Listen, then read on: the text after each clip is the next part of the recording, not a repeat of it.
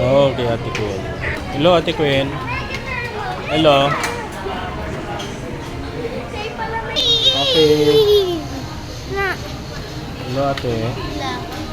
So, On Friday, ano yung she will be turning 10. napili mong shoes, Ate? I haven't peeked yet. Not I yet? haven't peeked yet. Ah, okay.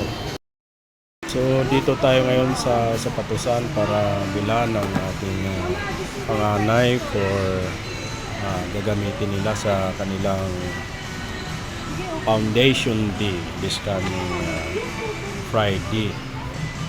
I have 3 choices.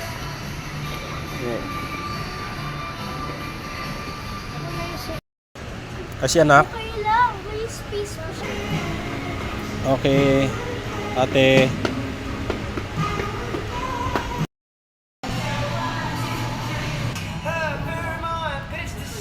Pili ka rin? Ate.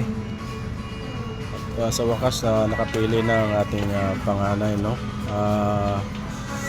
Mahirap na pag malaki, hindi na pwedeng diktahan kung anong sapatos na gusto natin, kundi namimili na.